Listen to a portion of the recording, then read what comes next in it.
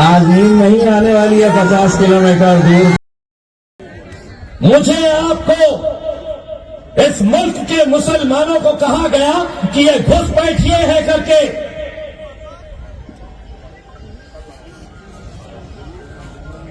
एक बात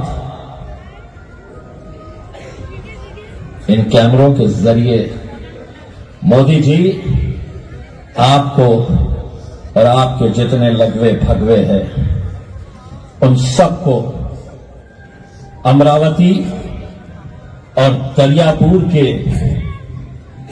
आवाम की तरफ से कान खोल के सुन लो। ये मुल्क जितना तुम्हारा है ये मुल्क उतना ही हमारा है। ये मुल्क किसी के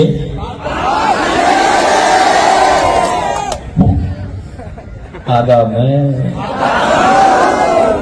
केस बनता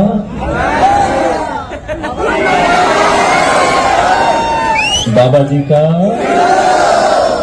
आप जोर से बोलना ताकि अमरावती कितनी दूर है यहां से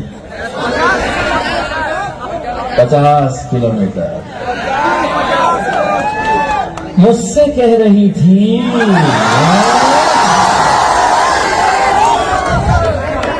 इस मुल्क में रहना है। अच्छा तेरे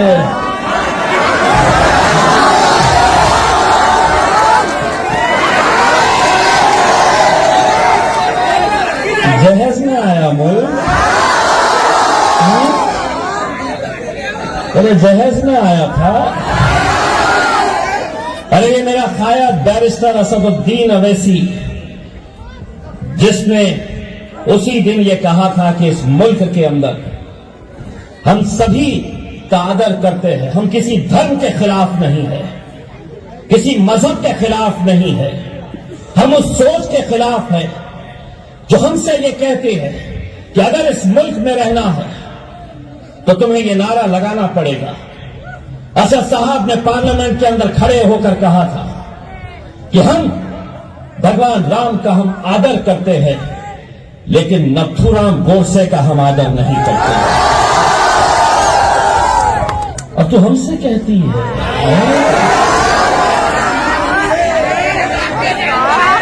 तेरा वो पप्पू कहता है कि इम्तियाज जलील और असदुद्दीन अवैसी की इंक्वायरी होनी चाहिए, उन्हें पाकिस्तान भेज देना चाहिए। और फिर बोला तो लेकिन मेरे को रह नहीं जा रहा है। आगा मैं बोलूंगा ये मुल्क तेरे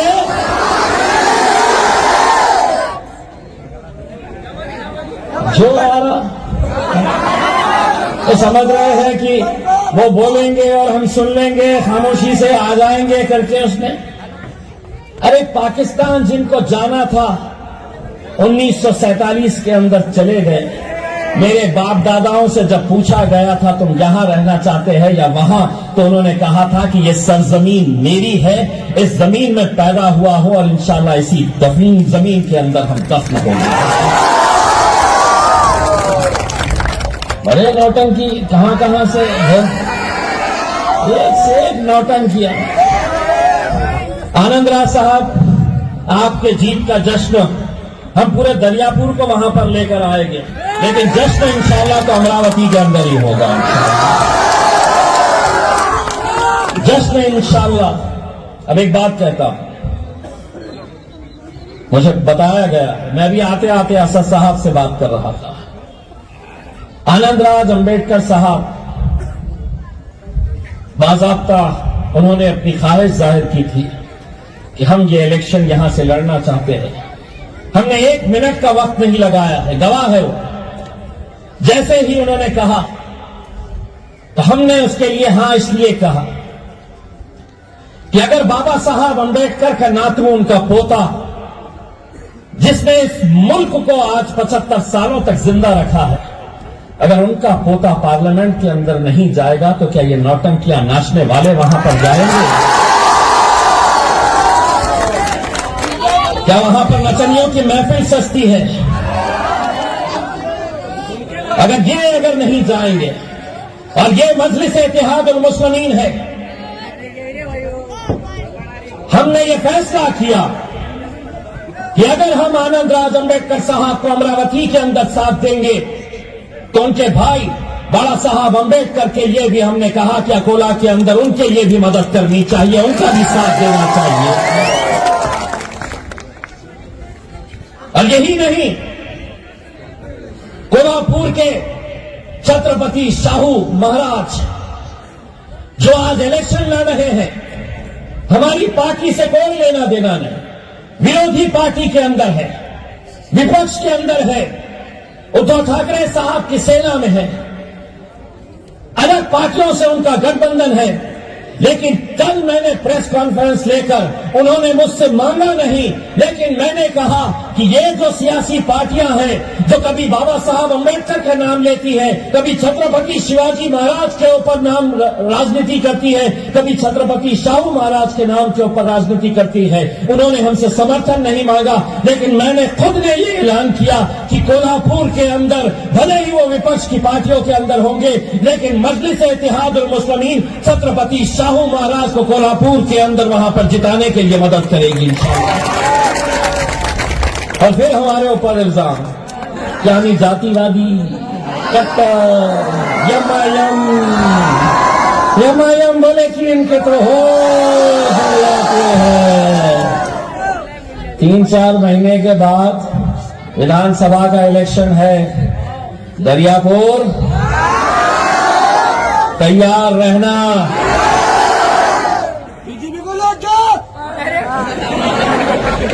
अबे ये जो सपना देख रहे हैं ना, अब की बार काय म्हणतो तो की अब की बार आपण इथून त्यांना काय द्यायचं आहे दाखवा मला, असं दाखवा। याला काय म्हणतं म्हण का, मोदी जी तुमचं जे सपना आहे ना अब की बार, तर तुम्हाला अमरावती मधून तुम्हाला मिळणार आहे बाबूजी का खिल्ले। मजलिस इत्तेहादुल मुस्लिमीन एक सियासी जमात है, मुझे ये बात पता चली है। हम देखिए, हम उलमाए किराम का, मौलानाओं का, हमारे जितने भी मुअज़्ज़िज़ मौलाना है, हम उनका बहुत एहतराम करते हैं, बहुत इज्जत करते हैं। लेकिन सियासी पार्टी अगर फैसला कुछ करती है और उसके बाद हमारे उलमाए किराम एक अलग तरह का फैसला करते हैं और बाद में जब पछतावे का वक्त आता है तो कोई जमात साथ में नहीं आती है। उम्मीद ये भी की जाती है कि बैरिस्टर असदुद्दीन अवैसी साहब क्या बोलने वाले हैं। उत्तर प्रदेश के अंदर अगर हमारी हार हुई, वहां की आवाम ने मन बनाया था, लेकिन वहां के कुछ मौलानाओं ने यह फैसला किया कि नहीं, हमें सेक्युलर पार्टियों के साथ जाना है, अखिलेश यादव की मदद करो। आज जब वहां पर बुलडोजर योगी चलाता है, कोई नहीं आता है सामने, कोई नहीं। सियासी पार्टी हम चलाए और आप इस तरह के फैसले लेते रहे जो पूरी कौम के लिए नुकसानदेह साबित होता है। हम खड़े होते कांग्रेस की मदद, पूरे महाराष्ट्र नहीं पूरे हिंदुस्तान के अंदर हम कांग्रेस के साथ खड़े रहते। क्या हम मशीन है, हम रबर स्टैंप है, क्या हम तुम्हारे गुलाम है कि हर 5 साल के बाद ये आएंगे? कभी बीजेपी का डर दिखाओ, कभी शिवसेना का डर दिखाओ। वोट करो तो हमको करो, कांग्रेस को करो, एनसीपी को करो। कौन सेक्युलर, किस सेक्युलर पार्टी की बात कर रहे? आगे उनके चले गए भाजपा में, आगे चले गए शिवसेना में और फिर हमें बता रहे। मैं उनका एहतराम करता अगर वो मौलाना एक साथ अगर बैठते और ये सवाल करते कांग्रेस के नेताओं से कि पूरे महाराष्ट्र के अंदर 48 लोकसभा की सीटें हैं, एक सीट एक नहीं देंगे। पूरे 48 महाराष्ट्र के अंदर क्या तुम्हें एक कॉन्स्टिट्यूएंसी नजर नहीं आती है कि जहां से तुम एक मुस्लिम नुमाइंदा लोकसभा के अंदर अपनी पार्टी की तरफ से भेज सको?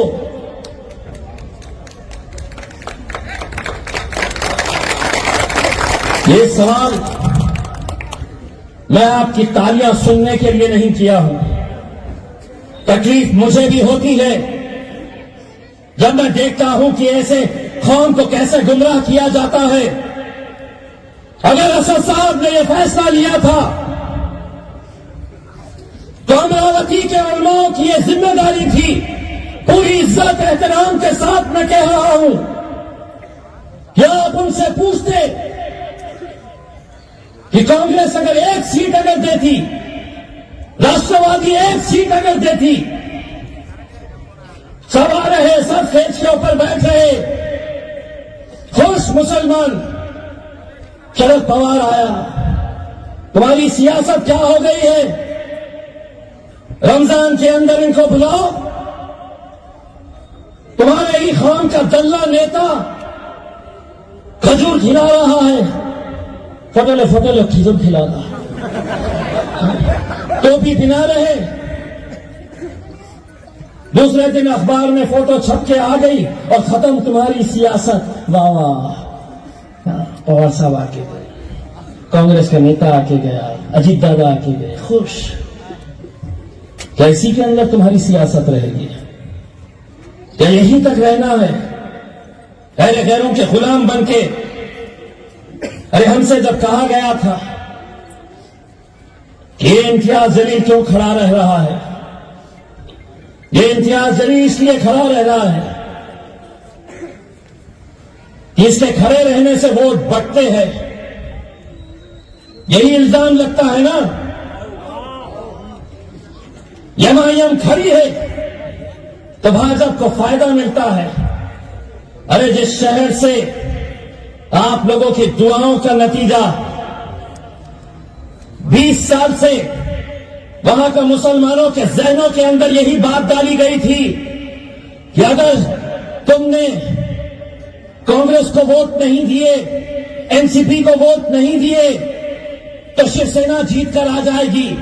20 साल से गुमराह किया जाता था। 20 साल से कौन जीत कर आ रहा? तो शिवसेना जीत कर आती। कौम किसको वोट डालती? तो बोलते हम कांग्रेस को, क्योंकि सेक्युलर पार्टी है, हमको जिंदा रहना है। तुम्हारे जहनों के अंदर ये मशीन चलाई गई थी। लेकिन जब हम उतरे मैदान में तो हमने कहा बेटा हटो साइड में। हमने कांग्रेस वालों को कहा कि बेटा तुम्हारे में वो हिम्मत नहीं है शिवसेना को कैसे हराया जाता है करके। हमने क्या किए? कुछ नहीं। हमने अपनी कौम के नौजवानों से ये कहा एक ताकत बनकर खड़े तो रहो।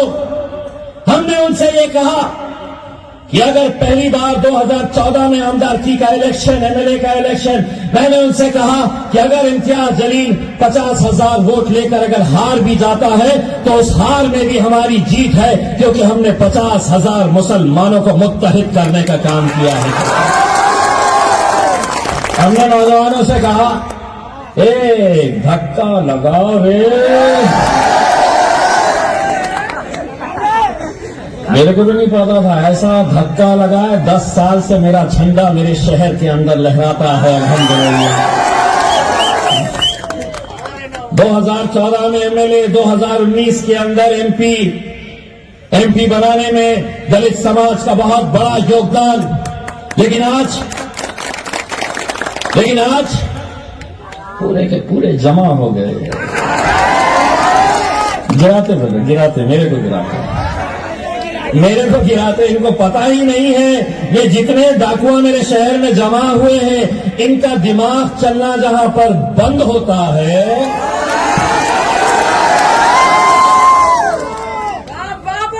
इस बात को अपन जश्न के अंदर ही गाना लगा के खूब। मेरे भाइयों, मैं आप लोगों से सिर्फ इतनी इल्तिजा करने के लिए आया हूं। मैं दूसरे और भी जगह के ऊपर जाना चाहता था, आनंद राज अम्बेडकर साहब के जलसे को मुखातिब करने के लिए, लेकिन मजबूरी है मेरी कि इलेक्शन में मैं भी खड़ा हुआ हूं। आप लोगों की दुआएं चाहूंगा, आप लोगों का साथ चाहूंगा। मुझे यकीन है कि जो खुशियां 2019 के अंदर आप लोगों ने देखी थी कि आपका एक एमपी चुनकर आया है, इंशाल्लाह 2024 के अंदर भी वो दोबारा खुशियां हम सबको नसीब होगी। हम यही दुआ करते। जाते जाते मेरी आवाज से आवाज लगाना होगा, जय भीम, जय भीम, जय भीम। आज बहुत परेशान हो गए। आज नींद नहीं आने वाली है 50 किलोमीटर दूर को कि ये क्या हो गया। बहुत बहुत शुक्रिया।